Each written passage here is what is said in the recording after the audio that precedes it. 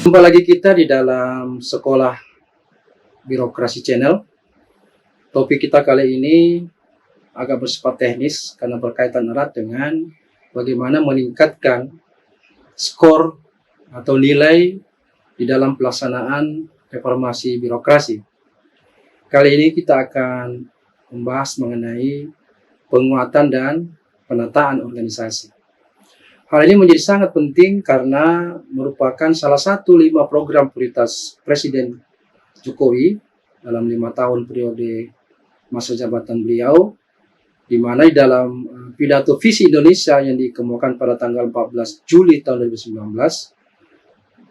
menginginkan agar supaya reformasi birokrasi itu dilakukan agar pemerintahan ke depan semakin lincah. Statement beliau bahwa sangat penting bagi kita untuk mereformasi birokrasi kita. Reformasi struktural agar lembaga semakin sederhana, semakin simpel, semakin lincah, dan beliau berpesan hati-hati kalau pola pikir mindset birokrasi tidak berubah, maka saya pastikan akan saya pangkas. Dan beliau berjanji akan mengecek sendiri dan akan mengontrol sendiri. Begitu beliau melihat tidak efisien atau tidak efektif, maka beliau pastikan akan dipangkas. Bahkan akan mencopot pejabat yang dianggap birokrasinya itu tidak memenuhi kualifikasi seperti yang dikehendaki Presiden itu. Karena itu ini menjadi sangat relevan untuk kita bahas supaya pelaksanaan reformasi birokrasi itu bisa lebih meningkat kualitasnya. Apalagi ditambah dengan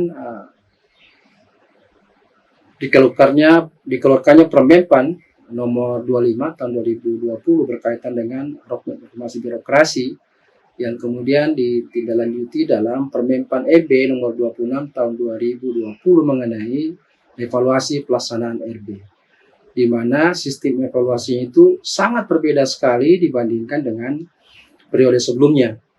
Di mana kalau pada sebelumnya itu skornya 5% dari total 60%, dan itu hanya dilihat dari sisi keterpenuhan dokumen. Tetapi untuk 5 tahun ke depan ini, dari 60% yang disebut dengan komponen pengungkit ya, dan masing-masing memberikan baseline angka. Nah, untuk periode 5 tahun ini itu kemudian 60% itu yang bersifat internal dan penilaian eksternal 40% itu dibagi 3. Satu aspek yang berkaitan dengan aspek pemenuhan yang lebih mirip relevansinya dengan sistem penilaian yang lama dengan pemenuhan dokumen.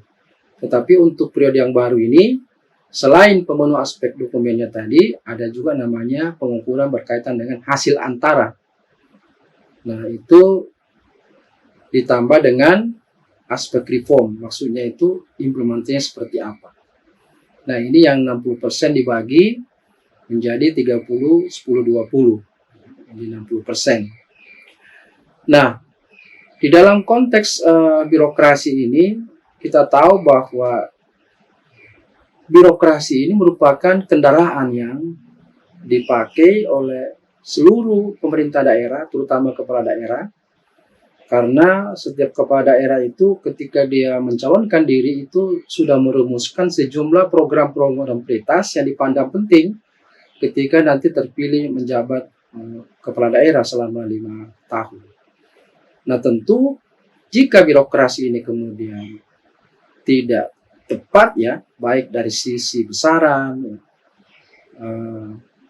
kedalaman ya, maupun juga tupoksi ya yang diemban itu kemudian akan justru menghasilkan sesuatu yang tidak punya korelasi dengan target-target yang sudah ditentukan. Bahkan yang terjadi adalah pemborosan karena akan banyak menggunakan sumber daya, terutama baik sumber daya SDM maupun juga anggaran. Karena itu menjadi sangat penting untuk dilakukan penguatan sekaligus penataan. Berbeda dengan organisasi yang memang belum pernah ada sebelumnya. Maka tentu tahapannya adalah tahap bagaimana mendesain organisasi. Tetapi dalam konteks pemerintahan hampir dikatakan organisasinya sudah ada. Tetapi itu kemudian dicoba untuk direformasi. Dalam arti bahasa reformasi birokrasi adalah penguatan dan penataan. Arti yang sudah ada itu coba untuk didesain ulang supaya tepat fungsi, ya, tepat ukuran, dan inovatif. Nah, secara konseptual kita bisa melihat bahwa organisasi ini itu memiliki prinsip dasar di dalam kita mendesain, di mana organisasi itu dibentuk dalam rangka untuk merespon sebenarnya. Merespon apa? Merespon kebutuhan dari masyarakat dan lingkungan yang dihadapi. Bahkan merespon kebutuhan global. Ya. Karena itu ini bermakna bahwa birokrasi tidak boleh didesain lalu kemudian tidak ada upaya untuk menata kembali atau memperkuat kembali. Karena dia tidaklah merupakan sebuah entitas yang kemudian tunggal gitu kan. Kalau sudah dibuat ya sudah selesai. Nah, ini kebiasaan-kebiasaan yang saya kira penting untuk ditiadakan dengan mengganti bahwa birokrasi itu bisa saja berubah kapan waktu sesuai dengan kebutuhan. Karena dia diumpamakan seperti kendaraan. Jadi kalau muatan-muatannya baru itu tentu menghendaki jenis mobil, jenis kendaraan yang relevan. Jangan sampai antara muatan yang ingin dihantar ke tempat tertentu, lalu kemudian kendaraannya itu tidak pas. Ini tentu akan menimbulkan pemborosan yang sering disebut dengan tidak efisien dan tidak efektif. Jadi itu kata kunci dalam kita melakukan penguatan dan penataan organisasi adalah bahwa tujuannya untuk memperkuat responsivitas birokrasi dalam menyikapi kondisi lingkungan yang menghendaki berpenampilan seperti apa. Yang kedua, bahwa birokrasi itu alat. Ya, kalau dia alat berarti sepanjang alat itu masih efektif digunakan untuk mencapai tujuan-tujuan yang sudah ditentukan, ya kita pertahankan. Tetapi manakala kemudian itu tidak begitu tepat lagi, malah menimbulkan pemborosan, maka alat itu harus, kalau tidak diganti sama sekali, ya diperbaiki. Nah, karena itu ini menjadi penting. Kata kunci lain dalam kita melakukan penataan dan penguatan birokrasi bahwa birokrasi itu adalah alat atau instrumen yang digunakan untuk mencapai tujuan-tujuan dan bahkan mempermudah tugas-tugas daripada orang-orang yang ada dalamnya. Jadi kalau ada organisasi atau birokrasi yang kemudian mempersulit ASN-nya ya di dalam bekerja untuk mencapai target-target yang sudah ditentukan, berarti itu ada sesuatu yang perlu diperbaiki. Nah, di dalam kaitan dengan ini, saya kira pemerintah tidak menutup mata. Karena itu kita lihat dalam PP nomor 18 tahun 2016 itu memang sudah ditekankan bagaimana pembentukan perangkat daerah yang kemudian dilakukan dengan berdasarkan pada asas bagaimana kita membagi urusan pemerintahan yang menjadi kewenangan daerah. Lalu kemudian di sana juga berkaitan dengan intensitas urusan pemerintahan dan potensi-potensi daerah. Dan tak kalah pentingnya juga dipikirkan aspek efisiensi, efektivitas, bagaimana tugas-tugas dihabiskan yang merupakan kewenangan daerah itu dalam struktur perangkat daerah yang ada. Bagaimana kemudian koordinasi dilakukan sehingga perlu mempertimbangkan aspek rentang kendali atau span of control. Kemudian perlu juga ditata mengenai penataan kerja di setiap OPD, baik hubungan antar OPD maupun hubungan internal OPD maupun hubungan dengan pemerintah lainnya. Dan tak kalah pentingnya fleksibilitas. Jadi memang di dalam PP nomor 18 tahun 2015 ini sudah memperkirakan pentingnya pertimbangan fleksibilitas di dalam menyusun perangkat daerah. Sehingga apa yang saya katakan tadi bahwa responsivitas itu menjadi sangat penting di dalam kita mendesain perangkat daerah. Nah, ini kemudian dengan perkembangan waktu PP 18 2016 ini kemudian diperbarui menjadi PP nomor 72 tahun 2019. Nah, saya kira PP lain yang juga relevan untuk kita lihat sebagai dasar bagi pemerintah daerah untuk melakukan upaya-upaya perbaikan ya, penataan, penguatan organisasi itu, kita lihat ada Permendagri ya, nomor 99 tahun 2015 tentang pembinaan dan pengendalian penataan perangkat daerah. Nah, ini merupakan sebuah upaya dan tindakan dan kegiatan yang ditujukan untuk meningkatkan kemampuan daerah ya di dalam melakukan penataan perangkat daerahnya agar supaya tepat fungsi, tepat ukuran, dan mampu bersinergi secara berkelanjutan sehingga bisa menjadi perangkat daerah yang tetap adaptif dengan perubahan yang terjadi. Jadi ini penataan perangkat daerah ini berkaitan dengan bagaimana pembentukan, kedudukan, susunan, pembagian tugas dan fungsi maupun beban kerja, serta bagaimana tata kelola perangkat daerah itu agar tepat fungsi, tepat ukuran, dan sinergis dalam penyelenggaraan pemerintahan sesuai dengan asas pembentukan perangkat daerah yang berorientasi pada perlindungan pelayanan ya, pemberdayaan dan peningkatan kesejahteraan efektif, efisien, dan berkualitas. Nah, di dalam Permendagri nomor 99 tahun 2018 juga ini jelas dikemukakan bahwa pembinaan penataan perangkat daerah itu mencakup 3 aspek. Nah, itu yang relevan dengan kita.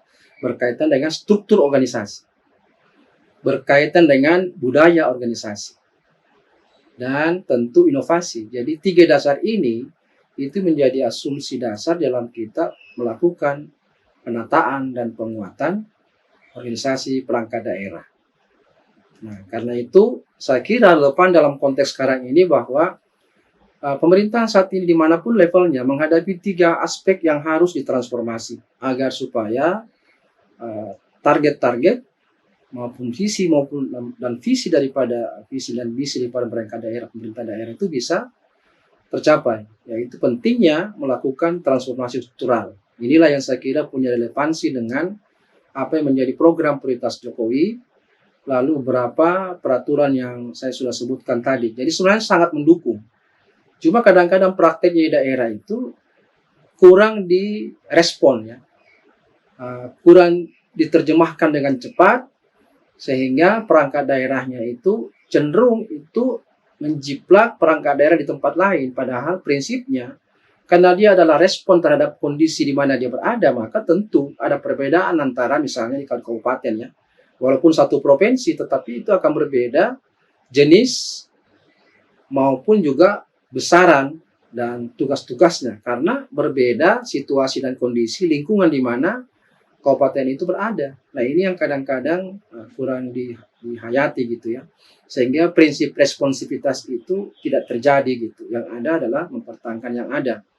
Belum lagi kalau saya kaitkan dengan aspek pertimbangan politik daripada kepala daerah yang tidak memang fokus pada itu, tapi lebih pada bagaimana supaya perangkat daerah itu menjadi sarana untuk balas jasa kepada pihak-pihak tertentu, sehingga kemudian perangkat daerah yang sebenarnya sudah tidak dibutuhkan itu kemudian tetap dipertahankan. Tentu ini akan berdampak pada inefisiensi dan juga pasti pada efektivitas pencapaian target-target.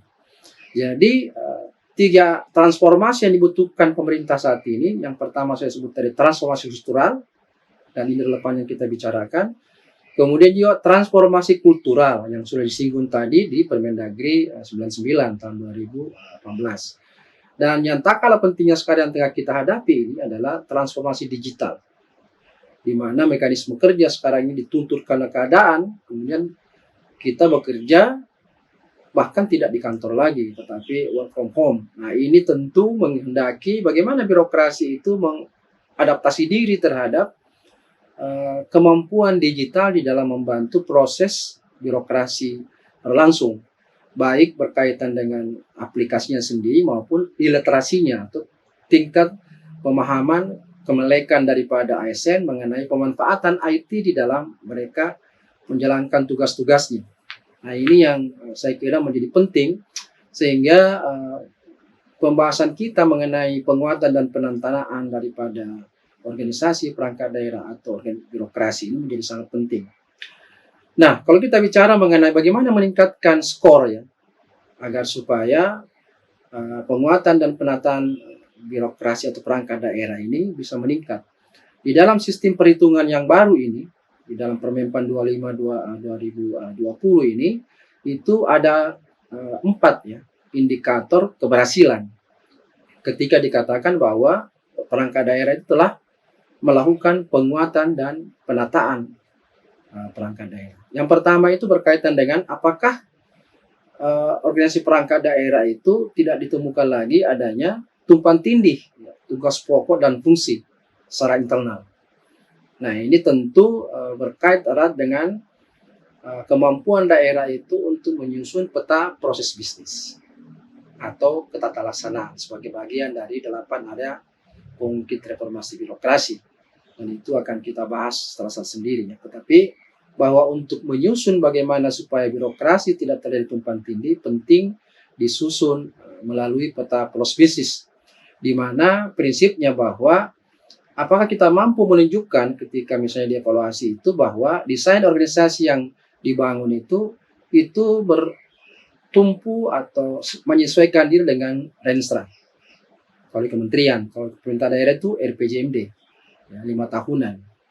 Nah, dari sana kemudian itu disusun sedemikian rupa peta proses bisnisnya, di mana akan di sana dibagi mana perangkat daerah atau perangkat daerah apa yang dibutuhkan untuk menjalankan sekian banyak program-program prioritas yang sudah dituangkan dalam RPJMD, dan perangkat daerah mana yang berperan sebagai perangkat daerah mendukung atau menunjang kerja-kerja daripada perangkat daerah utama itu yang memang berkaitan langsung dengan pencapaian target-target yang sudah ditentukan di dalam RPJMD selama 5 tahun. Nah, di sana kemudian akan terurai nanti berapa jumlah OPD-nya, OPD mana saja, seberapa level tingkatan struktur organisasi yang dibutuhkan. Nanti lebih jauh kita bicara mengenai bagaimana SDM-nya untuk mendukung hal itu. Nah, di dalam peta proses bisnis itu kemudian disusun pun namanya standar operasional prosedur. Bagaimana kewenangan fungsi-fungsi itu bisa diatur sedemikian rupa ketika bersinggungan dengan perangkat daerah lainnya. Nah, secara spesifik dalam perangkat daerah khusus itu juga ada namanya SOP mikro. Sudah dilakukan pengalihan jabatan struktural ke jabatan fungsional, ya, sesuai kriteria perangkat daerah yang berpotensi dialihkan. Ini sekarang memang telah diperintahkan oleh Presiden melalui Kemenpan, dan sebagian besar kementerian lembaga sudah melakukan. Yang masih berproses adalah pemerintah daerah. Janjinya sampai bulan Juli ini proses untuk penyederhanaan itu sudah diselesaikan, yang kemudian Juli sampai bulan Desember ini adalah proses mengimpasing atau mengalihkan para pejabat struktural menjadi pejabat fungsional. Ini tentu sebuah persoalan tersendiri gitu, ya. Karena itu kita harus mampu menunjukkan di dalam upaya menurunkan tumpang tindih, terjadinya tumpang tindih itu, tugas pokok dan fungsi di dalam itu adalah bagaimana disusun sedemikian rupa jabatan fungsional itu yang sesuai dengan tugas dan fungsi perangkat daerah. Jadi tidak sembarangan ditempatkan jafung-jafung itu, tetapi harus memang disesuaikan dengan apa yang menjadi tusi daripada perangkat daerah. Karena memang jabatan fungsional itu sangat erat kaitannya dengan fungsi-fungsi tertentu. Nah, kalau ini bisa diperlihatkan dalam bentuk dokumen-dokumen yang bersumber dari kegiatan tadi itu, maka telah dianggap sebagai pemerintah daerah yang telah melakukan upaya pemenuhan, ya, yang ditujukan lewat dokumen. Nah, selain aspek pemenuhan dari aspek dokumen ini, penilaian untuk periode 5 tahun ini juga disebut dengan hasil antara. Tetapi untuk komponen penataan, ya, dan penguatan organisasi itu tidak ada hasil antara. Yang adalah aspek reformnya. Nah, penilaian dari aspek reformnya itu bisa kita lihat sejauh mana penataan tadi yang bercoba untuk menghilangkan adanya tumpang tindih, sehingga bisa kemudian berlangsung dengan baik. Nah, itu bisa dilihat ketika birokrasi itu basisnya pada kinerja. Nah, itu bisa kita ukur apakah memang terlakukan upaya-upaya penyesuaian organisasi yang efektif, efisien, dan tepat ukuran yang sesuai dengan proses bisnis yang tadi sudah saya jelaskan, dengan tentu mempertimbangkan kinerja utama yang dihasilkan. Yang kedua, aspek reform dilihat dari sisi menurunnya tumpang tindih tugas pokok dan fungsi ini adalah adanya penyederhanaan organisasi, di mana kita lihat apakah jumlah peta prospes yang ideal itu dalam rangka penyederhanaan organisasi itu sudah tepat. Dan yang ketiga adalah hasil evaluasi kelembagaan, dengan tentu melihat hasil evaluasinya.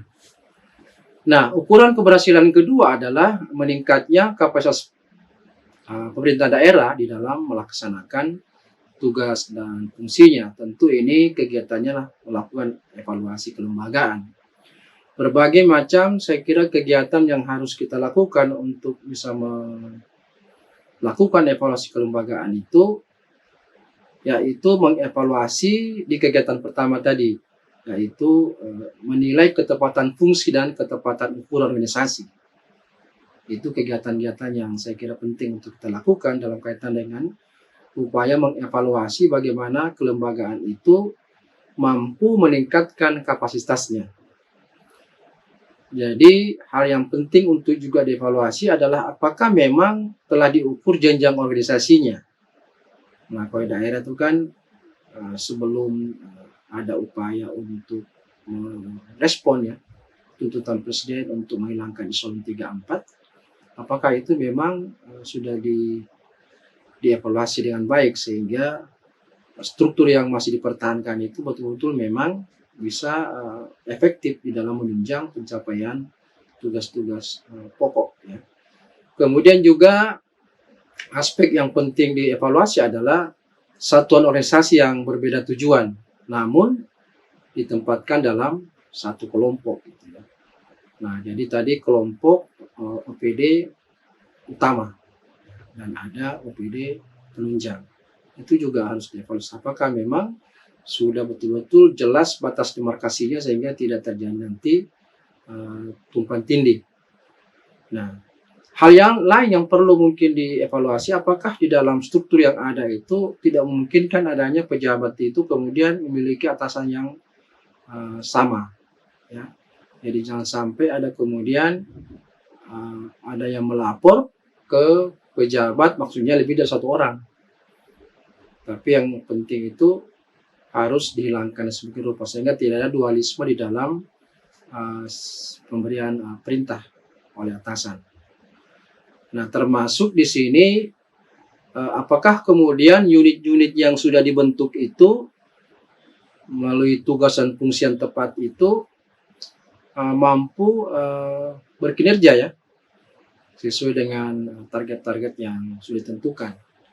Nah, karena itu dalam penilaian di dalam ukuran keberhasilan ini itu bisa dilihat tingkat pemenuhannya ketika telah ada hasil evaluasi yang menilai ketepatan fungsi dan ketepatan ukuran kepada seluruh unit organisasi. Ada juga tentu hasil evaluasi yang mengukur jenjang organisasi kepada setiap unit. Ada pula yang telah bisa diperlihatkan adanya hasil evaluasi terkait dengan kemungkinan duplikasi fungsi kepada seluruh unit organisasi. Dilihat dari sejauh mana hasil evaluasi itu mampu menunjukkan bahwa tidak ada satu organisasi yang berbeda tujuan, namun ditempatkan dalam satu kelompok pada seluruh unit kerja yang ada.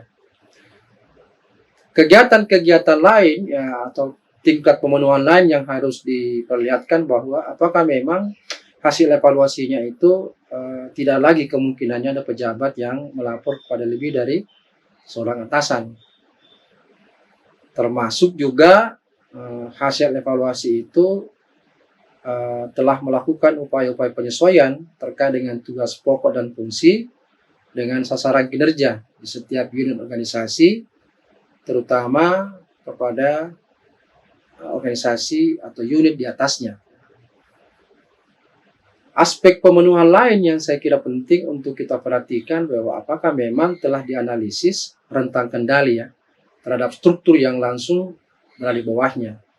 Jangan sampai kemudian terlalu melebar, dan kemudian terlalu banyak unit di bawahnya yang kemudian tidak efektif tapi juga pemborosan. Nah, ini penting memang di klaster sedemikian rupa sehingga span of control itu menjadi tepat gitu. Kemudian yang lain, bahwa hasil evaluasi itu harus juga kita lihat bagaimana dianalisis adanya kesesuaian struktur organisasi dengan kinerja yang akan mereka hasilkan. Evaluasi lain yang penting untuk kita lakukan berkaitan dengan itu adalah kesesuaian struktur organisasi dengan kewenangan ya, yang dimiliki kepada seluruh unit kerja yang ada. Nah, termasuk hasil evaluasi yang mengenai kemungkinan tumpang tindih fungsi antara dengan instansi lain. Dan kegiatan penting lainnya yang kalah pentingnya adalah hasil evaluasi yang menganalisis kemampuan struktur organisasi untuk, nah itu tadi, adaptif terhadap perubahan lingkungan strategis. Nah, ukuran keberhasilan lain yang harus kita perhatikan agar skor yang kita dapatkan dari hasil evaluasi dari Kementerian PAN-RB itu adalah terciptanya desain organisasi Pemda yang mendukung kinerja. Nah, ini tentu berkaitan dengan tindak lanjut dari evaluasi yang kita lakukan pada indikator keberhasilan kedua tadi. Nah, kegiatannya ini berkaitan dengan apakah hasil evaluasi yang tadi itu di awal ditindaklanjuti ya, dengan melakukan upaya perubahan organisasi yang tepat. Nah, yang lain adalah uraian keberhasilannya itu yang keempat, yakni berkurangnya jenjang organisasi Pemda dalam meningkatkan efektivitas dan efisiensi kinerja. Jadi memang di dalam penilaian reformasi birokrasi kan itu berjenjang ya, dari mulai nilai C, CC, B, BB, A, AA.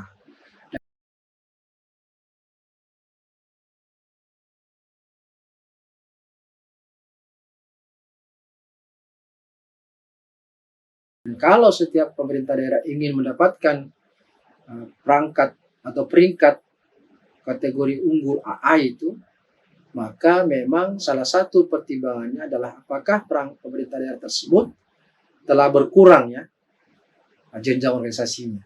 Karena itu dianggap sebagai bagian dari reformasi.